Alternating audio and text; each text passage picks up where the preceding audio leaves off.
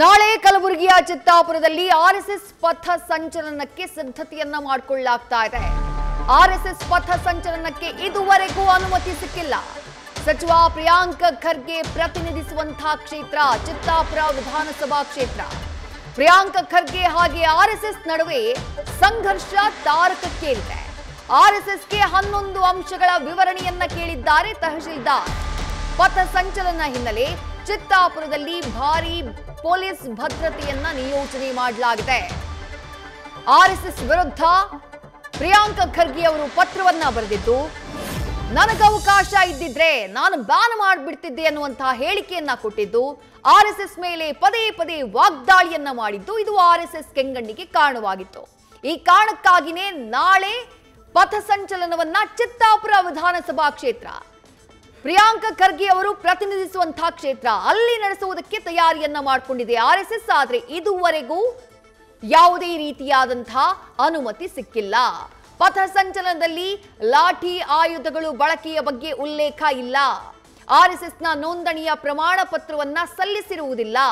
ಪಥ ಸಂಚಲನದ ಮೂಲ ಉದ್ದೇಶದ ಬಗ್ಗೆ ಮಾಹಿತಿಯನ್ನ ನೀಡಿರುವುದಿಲ್ಲ.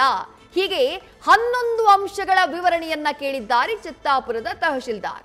ಇದುವರೆಗೂ ಪರ್ಮಿಷನ್ ಕೊಟ್ಟಿಲ್ಲ. ತಹಶೀಲ್ದಾರ್ ಕೇಳಿದಂತಹ 11 ಅಂಶಗಳಿಗೆ ವಿವರಣೆಯನ್ನ ಸಿದ್ಧಪಡಿಸಿದ್ದಾರೆ ಸಂಘದ ಪ್ರಮುಖರು. ಸಂಘದ ಪಥ ಸಂಚಲನದಲ್ಲಿ ಸಂಪೂರ್ಣ ಗಣವೇಶವನ್ನ ಹಾಕಲಾಗಿರುತ್ತೆ.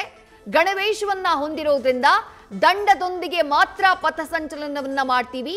ಸಾಮಾಜಿಕ ಸಂಘಟನೆಯಾಗಿರೋದ್ರಿಂದ ನಮ್ಮ ಸಂಘ ನೋಂದಣಿಯಾಗಿಲ್ಲ ಅಂತ ಹೇಳಿ ತಹಶೀಲ್ದಾರ್ ಕೇಳಿರುವಂತಹ ಎಲ್ಲ ಅಂಶಗಳಿಗೆ ಸಂಘ ವಿವರಣೆಯನ್ನ ಕೊಟ್ಟಿದೆ. ತಹಶೀಲ್ದಾರ್ ಅನುಮತಿ ನೀಡ್ತಾರಾ ಇಲ್ವಾ ಅನ್ನೋದು ಸದ್ಯಕ್ಕಿರುವಂತಹ ಕುತೂಹಲ. ಈವರೆಗೂ ಚಿತ್ತಾಪುರ ತಹಶೀಲ್ದಾರ್ ಯಾವುದೇ ರೀತಿಯಾದಂತಹ ಪ್ರತಿಕ್ರಿಯೆ ನೀಡಿಲ್ಲ. ಬೆಳಗ್ಗೆ ಪಥ ಸಂಚಲನಕ್ಕೆ ಷರತ್ತುಬದ್ಧ ಅನುಮತಿ ನೀಡುವಂತಹ ಸಾಧ್ಯತೆ ಇದೆ. ಡೀಟೇಲ್ಸ್ ನಮ್ಮ ಪ್ರತಿನಿಧಿ ಭಜರಂಗಿ ನೀಡ್ತಾ ಹೋಗ್ತಾರೆ. ಭಜರಂಗಿ, ಸೀದಾ ಖರ್ಗೆ ಕೋಟೆಗೆ ಲಗ್ಗೆ ಹಾಕೋಕೆ ಆರ್ಎಸ್ಎಸ್ ಮುಂದಾಗಿದೆ. ಬಟ್ ಅನುಮತಿ ಇನ್ನೂ ಕೂಡ ಕೈ ಸೇರಿಲ್ಲ. ಏನಾಗಬಹುದು ನಾಳೆ ಅಂತ ಹೇಳಿ?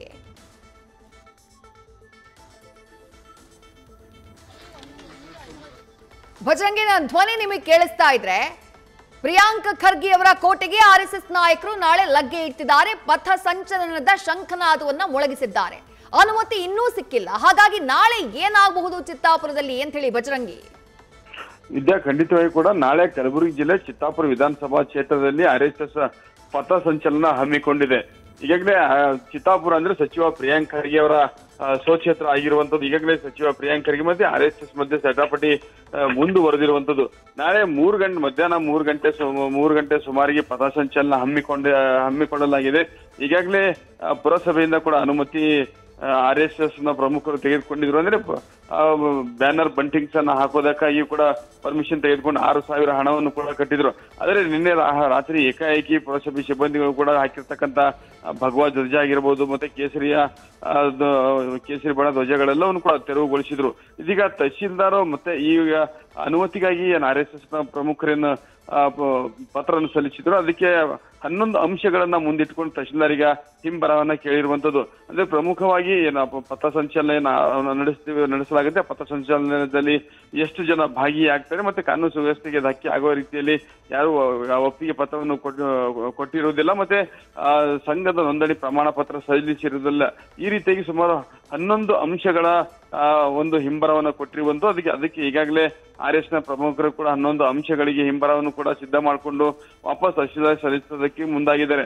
ಆದ್ರೆ ಸದ್ಯಕ್ಕೆ ಈವರೆಗೂ ಕೂಡ ನಾಳೆ 3 ಗಂಟೆ ಸುಮಾರಿಗೆ ಆರ್ಎಸ್ಎಸ್ ಪಥ ಸಂಚಲನ ಆರಂಭ ಆಗುತ್ತೆ. ಆದ್ರೆ ಈವರೆಗೂ ಕೂಡ ತಹಶೀಲ್ದಾರಿಂದ ಯಾವುದೇ ರೀತಿಯಿಂದ ಪಥ ಸಂಚಲನಕ್ಕೆ ಅನುಮತಿ ಕೂಡ ಸಿಕ್ಕಿಲ್ಲ.